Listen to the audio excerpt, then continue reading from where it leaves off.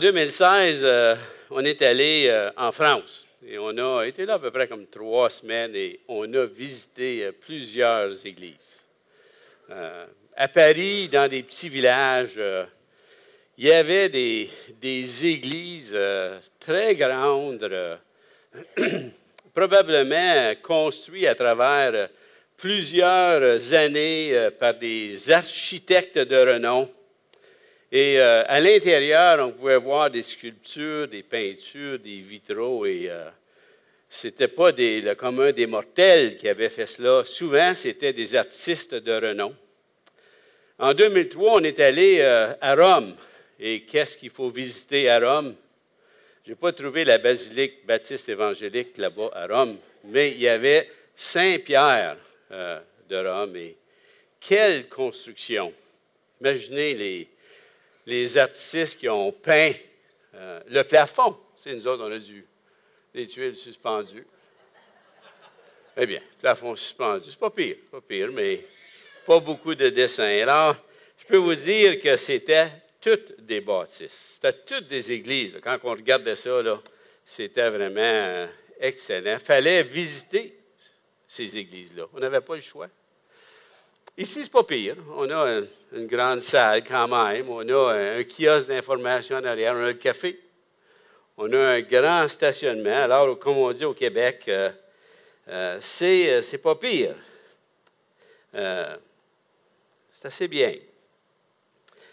Certains diraient ça pourrait être mieux.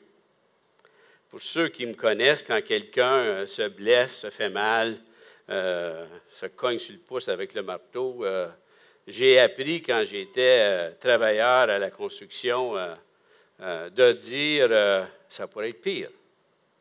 Et là, les gens croient que la suite va démontrer une grande compassion de ma part.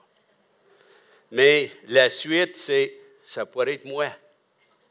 Alors là, les gens, tout pensaient que j'ai de l'empathie ou de la compassion disparaît.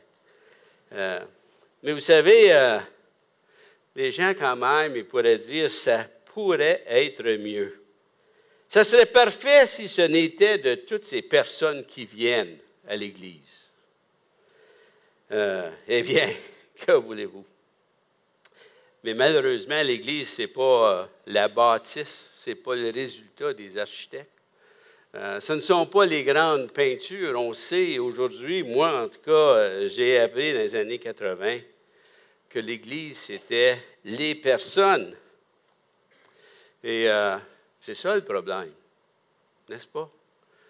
Si tout le monde était comme moi, vous n'avez jamais eu ces pensées-là quand vous êtes avec une personne là, qui est irritant, qui vous dérange un peu, vous dites, si tout le monde pouvait donc être comme moi, n'est-ce pas? Ça serait excellent.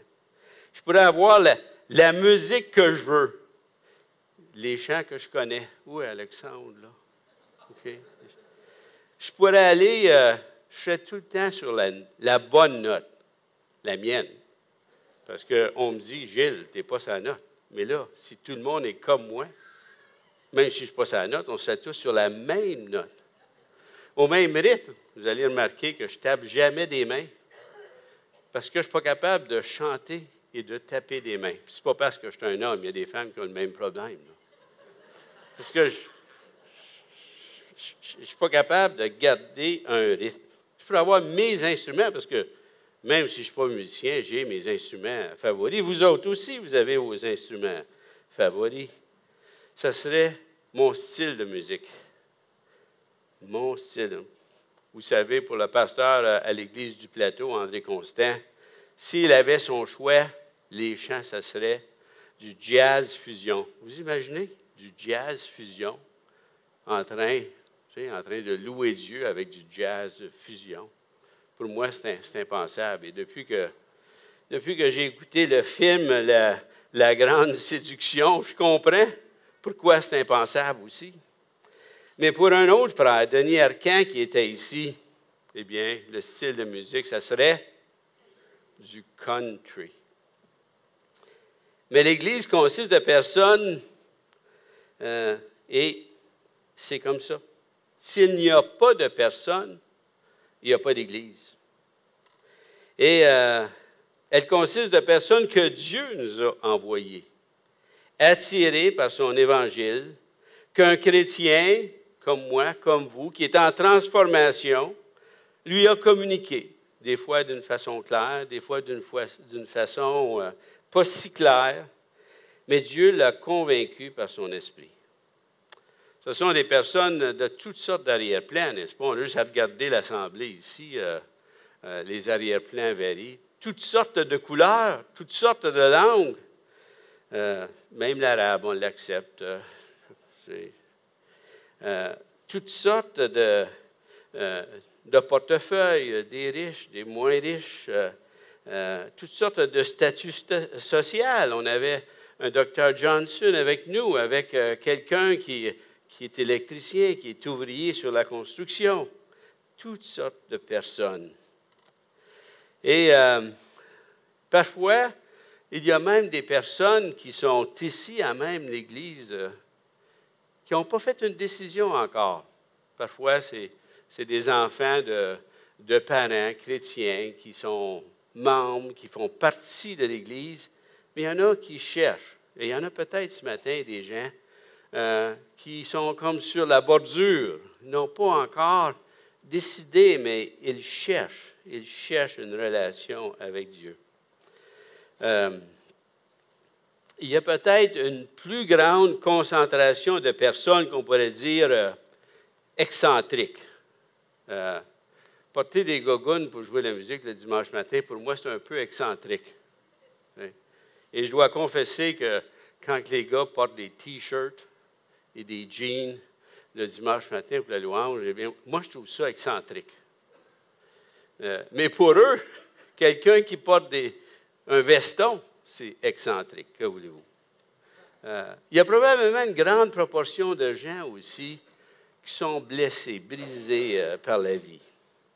Et je pense que c'est une vérité aussi pour l'Église de Jésus-Christ. Mais malgré cette diversité dans l'Église de Jésus-Christ, on peut voir quand même un amour les uns pour les autres. Un désir de faire du bien. Parfois, on s'irrite. On demande pardon.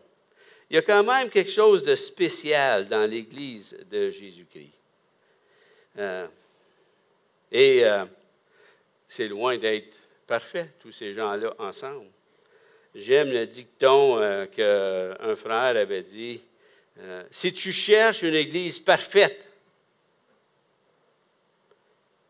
elle cessera de l'être aussitôt que tu vas t'y joindre. Et je crois que c'est vrai. L'Église de Jésus-Christ, ce sont des personnes que Dieu est en train de transformer. Aucun de nous est arrivé. Parfois, on a l'air à être en avant des autres, mais dans d'autres domaines, on est en arrière des autres. Et ce matin, je vais vous parler du passage de 1 Thessaloniciens, chapitre 2, les versets 17 au chapitre 3, verset 13. C'est un passage où Paul s'adresse avec son cœur aux Thessaloniciens. Et dans ce passage-là, je vous dirais qu'il nous donne toute une leçon sur qu'est-ce qui est important dans l'Église de Jésus-Christ. Et l'une de ces leçons-là, c'est qu'il faut que notre vie chrétienne soit axée premièrement sur les personnes. On ne doit pas être axé sur les tâches, sur les bâtiments, sur les programmes, mais on doit avoir l'accent sur les personnes. Ce n'est pas que tout ça est secondaire. C'est pas que les doctrines, la vérité est secondaire. Non, ils sont importants. C'est pas mal important qu'on gère le projet de construction. C'est important que le service du dimanche matin soit plaisant, agréable, qu'il réussisse à nous amener avec une relation intime, sincère avec Dieu. Et parfois qui aide à ce qu'on puisse confesser, qu'on puisse chercher une réconciliation. C'est important. Mais ce qui est le plus important, ce sont les gens qui sont dans l'Église.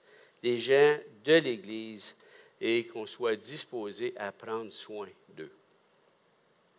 Et deuxièmement, l'autre leçon que Paul nous donne, c'est que nos prières doivent refléter cela. Si ce sont les personnes qui sont importantes, quand je prie pour les personnes. Je prie pour leur bien. Je prie pour qu'ils puissent s'approcher de Dieu, pour qu'ils soient réconciliés s'ils sont en colère contre Dieu parce qu'ils vivent une épreuve. Je prie pour que les personnes dans l'Église grandissent dans le Seigneur. Et Paul prie pour cela. Il prie pour ce qui a une portée éternelle. Quand notre auto brise, Seigneur, donne-moi un garagiste qui est honnête et qui ne changera pas des pièces pour rien.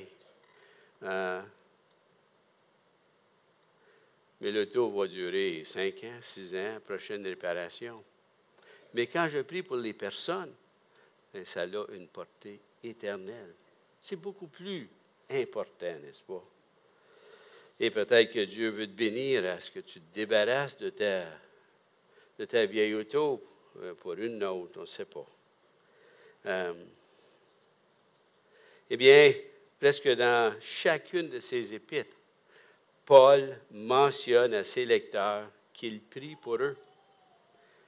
Je n'ai pas vu une seule fois où Paul prie « Oh Seigneur Dieu, assure-toi que telle église à Thessalonique puisse acheter un terrain et construire une bâtisse. » C'est bon de prier comme ça, mais on n'en voit pas des prières comme ça ici, dans les épîtres de Paul. Il prie pour les gens. Il prie pour l'accroissement des gens, pour qu'ils puissent grandir dans le Seigneur. On peut voir son cœur si on lit puis on va lire le passage qui est dans, je ne sais pas si ça va venir là, mais je vais commencer et on va commencer à 2, 17, n'est-ce pas? 1 Thessaloniciens. Quant à nous, frères et sœurs, séparés de vous pour un peu de temps, de corps, mais non de cœur, nous avons redoublé d'efforts pour vous revoir, car c'était notre grand désir. C'est ainsi que nous avons voulu aller vers vous, du moins moi, Paul, à 1 ou 2 reprises, mais Satan nous en a empêchés. En effet, quelle est notre espérance ou notre joie ou notre couronne de gloire? N'est-ce pas vous aussi, devant notre Seigneur Jésus, lors de son retour? Oui, vous êtes notre gloire et notre joie. C'est pourquoi, n'y tenant plus, nous avons jugé bon, je vais l'avancer, de rester seuls à Athènes, et vous avons envoyé notre frère Timothée, serviteur de Dieu et notre collaborateur, dans l'Évangile de Christ pour vous affermir et vous encourager dans votre foi, afin que personne ne soit ébranlé au milieu des difficultés présentes. En effet, vous le savez vous-même, c'est à cela que nous sommes destinés. De fait, lorsque nous étions chez vous, nous vous annoncions d'avance que nous allions connaître la persécution. Et c'est ce qui est arrivé, comme vous le savez. Voilà pourquoi, n'y tenant plus, je l'ai envoyé pour m'informer de votre foi, dans la crainte que le tentateur ne vous ait tenté et que nous n'ayons travaillé pour rien. Mais Timothée vient de nous arriver de chez vous et il nous a donné de bonnes nouvelles de votre foi et de votre amour. Il nous a dit que vous avez toujours de nous un bon souvenir et que vous désirez nous revoir autant que nous le désirons aussi. C'est pourquoi, frères et sœurs, dans nos angoisses et nos épreuves, nous avons été encouragés à votre sujet par votre foi. En effet, maintenant, nous vivons, puisque vous tenez ferme dans le Seigneur. Comment exprimer en retour toute notre reconnaissance à Dieu à votre sujet pour toute la joie que nous espérons à cause de vous devant notre Dieu? Nuit et jour, nous le prions avec beaucoup d'insistance de nous permettre de vous revoir et de compléter ce qui manque à votre foi. Que Dieu lui-même, notre Père et notre Seigneur Jésus-Christ, dirige notre parcours jusque chez vous. Que le Seigneur fasse grandir et déborder l'amour que vous avez les uns pour les autres et pour tous les hommes, à l'exemple de celui que nous avons pour vous. Qu'il affermisse ainsi votre cœur pour qu'il soit irréprochable dans la sainteté devant Dieu notre Père, lors du retour de notre Seigneur Jésus, avec tous ses saints.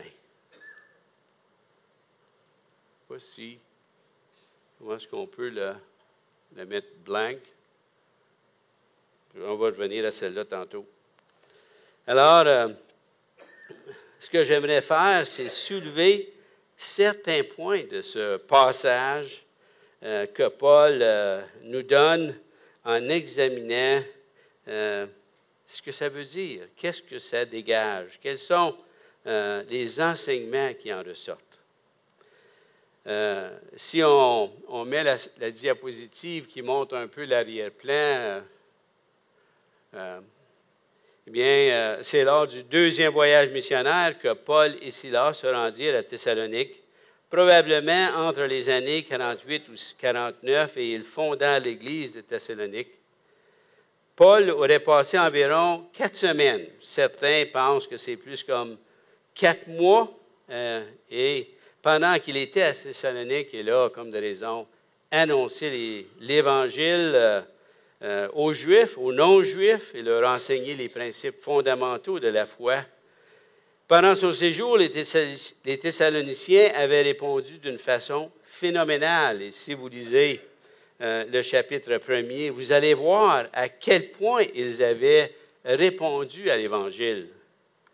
Ils étaient devenus des imitateurs de Paul, et Paul s'en réjouissait. Leur renommée retentissait dans toute la région. Paul et Silas laissèrent Thessalonique lorsque leur séjour devint dangereux. Ils se rendirent à Bérée, si on lit dans Actes 17. Ils se rendirent là car leur séjour à Thessalonique devenait un peu dangereux.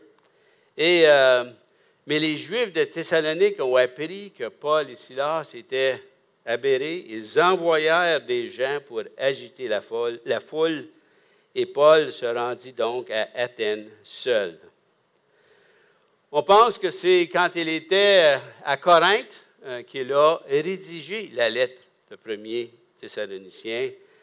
Ça faisait donc 9 à 10 mois qu'il avait laissé Thessalonique. 9 à 10 mois qu'il n'avait pas vu les Thessaloniciens. Il n'avait pas envoyé de courriel, aucun message texte. Et c'est la première lettre qu'il envoie, la première communication. Et vous pouvez vous imaginer qu'il se demandait toutes sortes de questions. Et on le voit au verset 1.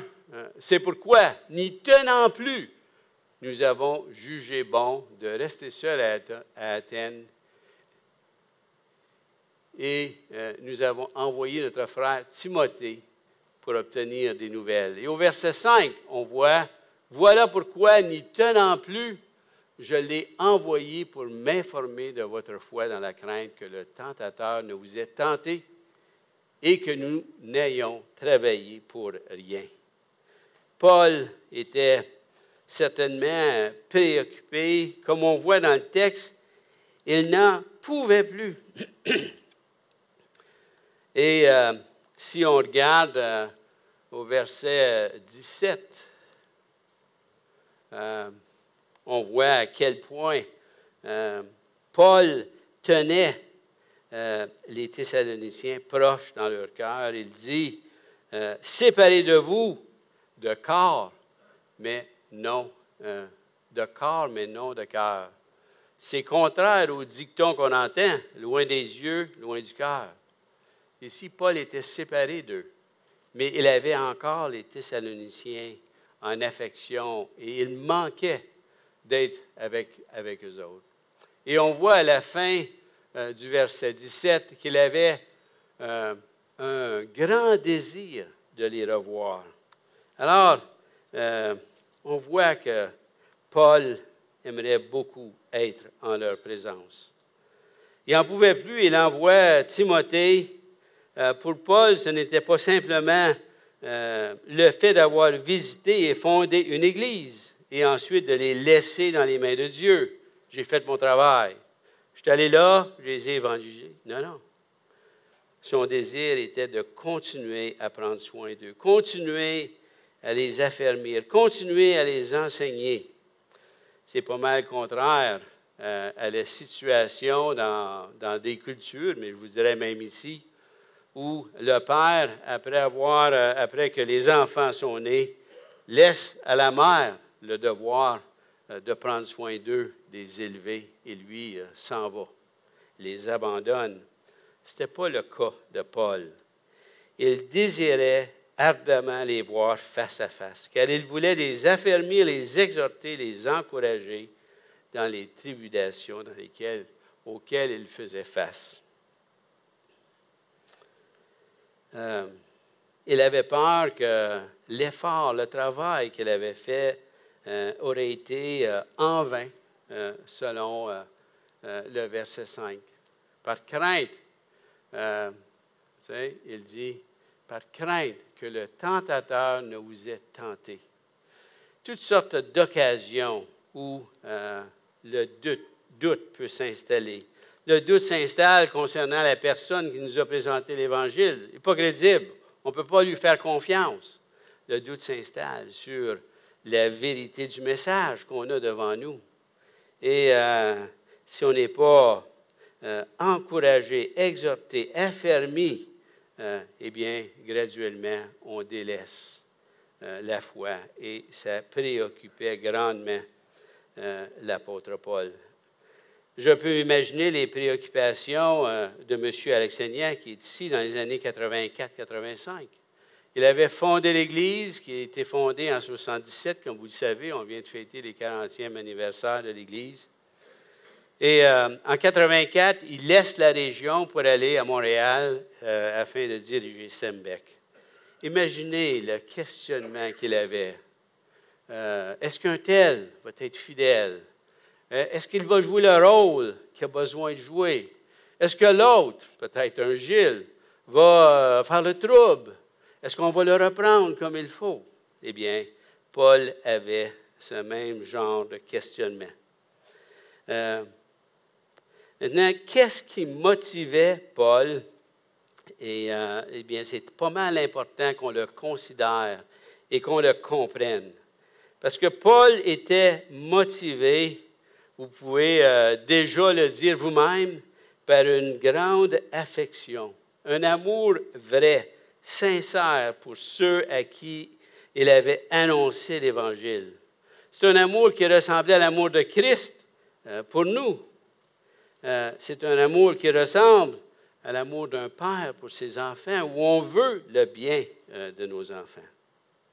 Paul ne cherchait pas son intérêt, il ne cherchait pas à augmenter son contrôle sur eux. Il fait certain de leur rappeler qu'il ne cherchait pas leur argent.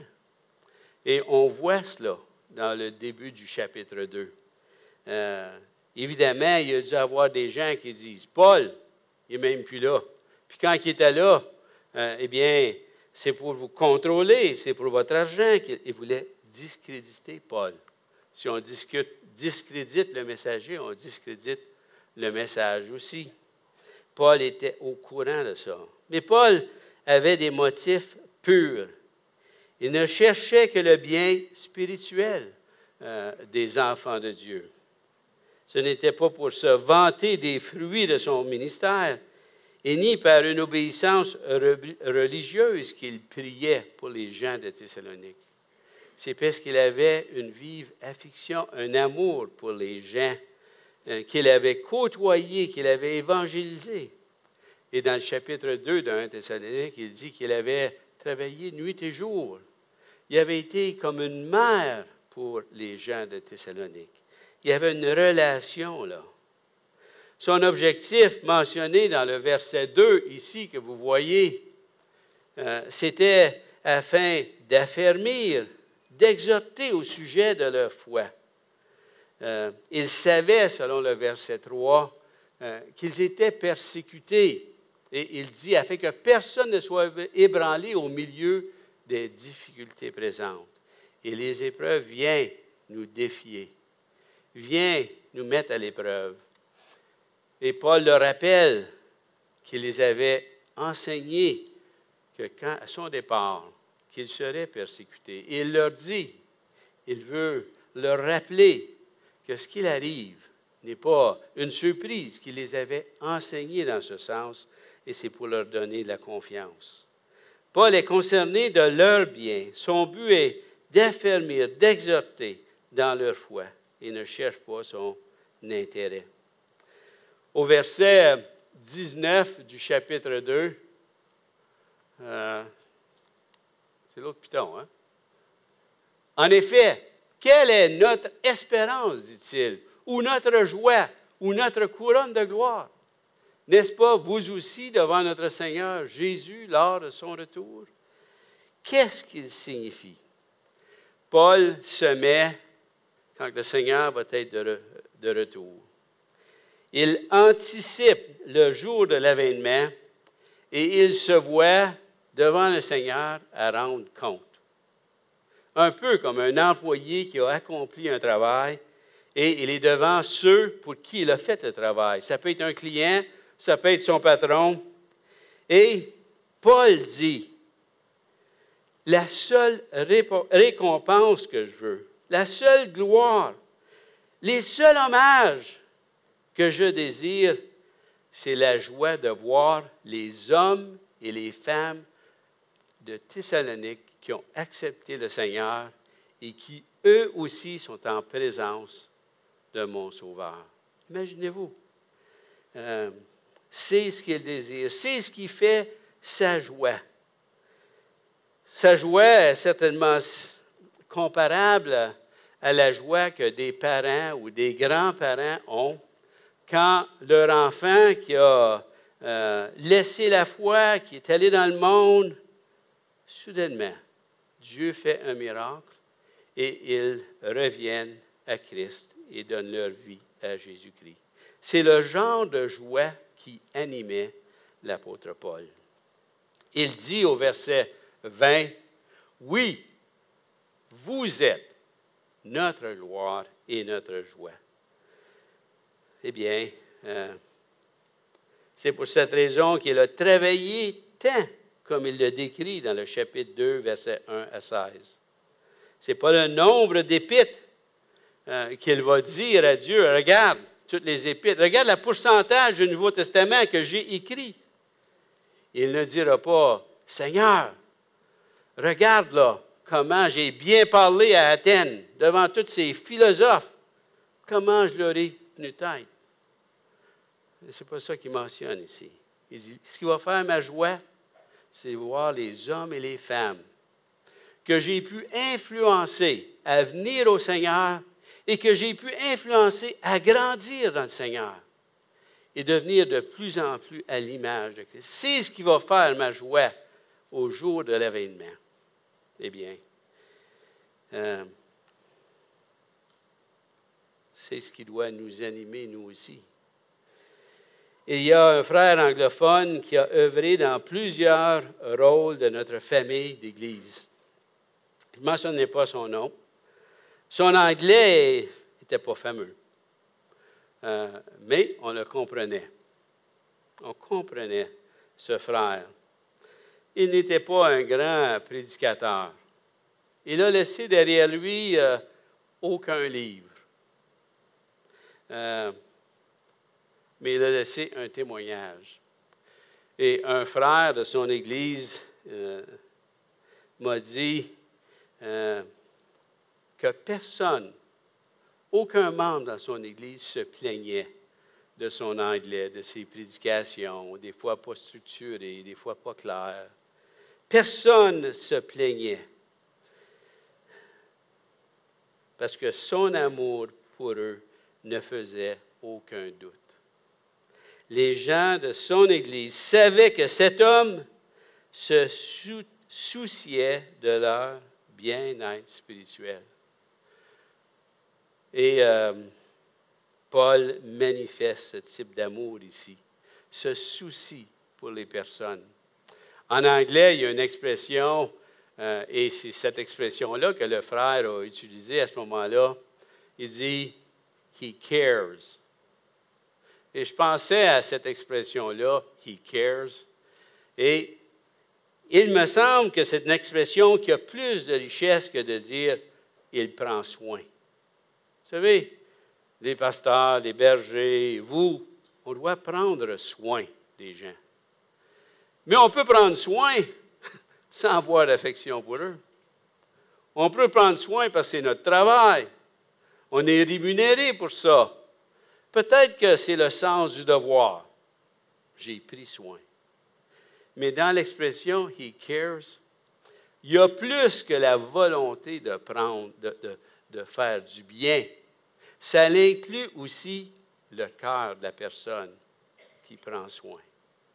Je ne sais pas quelle expression on pourrait avoir en français qui communique cela. Mais l'important pour l'apôtre Paul, c'est qu'on désire prendre soin, pas par devoir, mais parce qu'on les aime, parce qu'on a une affection pour eux.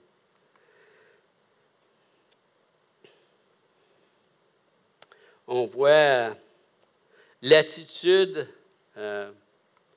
qui est dans le serviteur, dans le passage d'Ésaïe, chapitre 53, verset 11.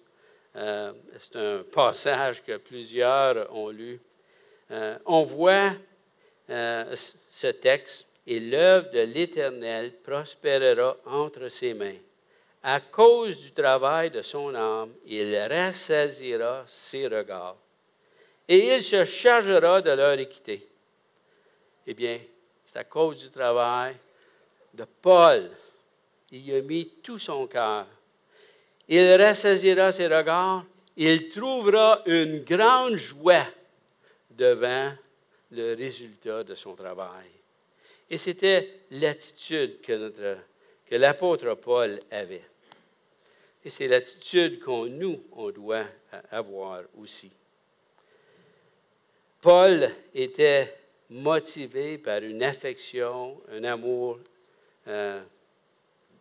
incomparable qui ressemble à celle de Christ.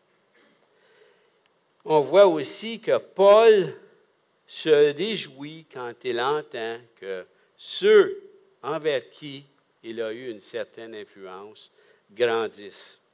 Certainement qu'on peut le voir au chapitre 1, dans les versets 2 à 3, où Paul mentionne, nous disons constamment à Dieu toute notre reconnaissance pour vous tous en faisant mention de vous dans nos prières. Et il va pour décrire le progrès que les Thessaloniciens ont fait. Et il le fait aussi dans le passage qu'on est en train de voir.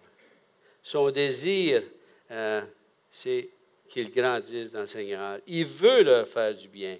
Il veut les affermir, les exhorter dans leur foi et ne cherche pas son intérêt.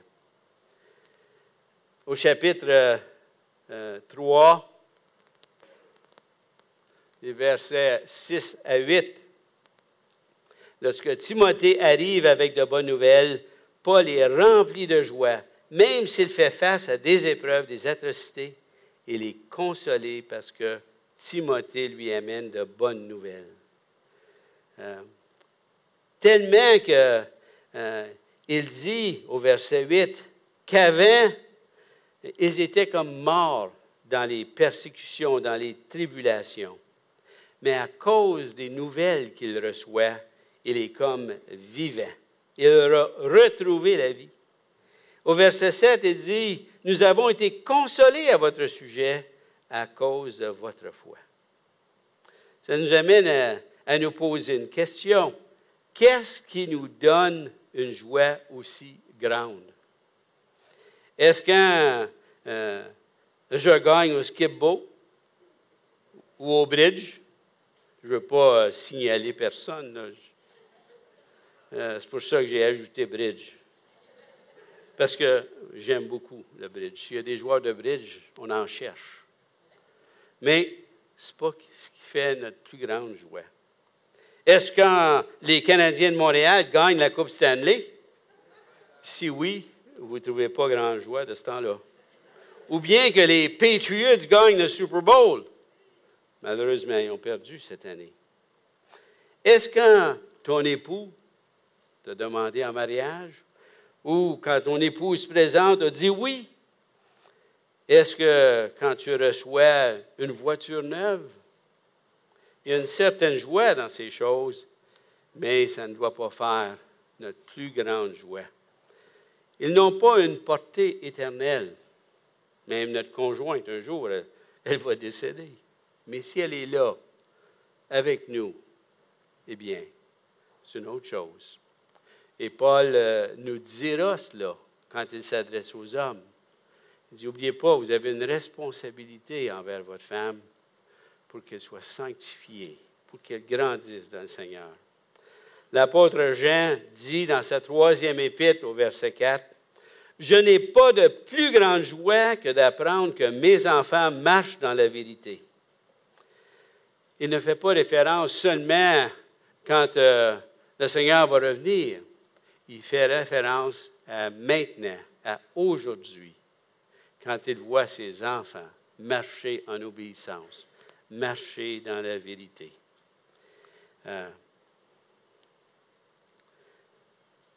C'est la joie qu'on a quand une personne que nous avons influencée marche selon la vérité. On est content quand ceux qu'on n'a pas influencés marchent dans la vérité. Mais notre plus grande joie, c'est quand que nous, nos efforts, notre influence a porté du fruit.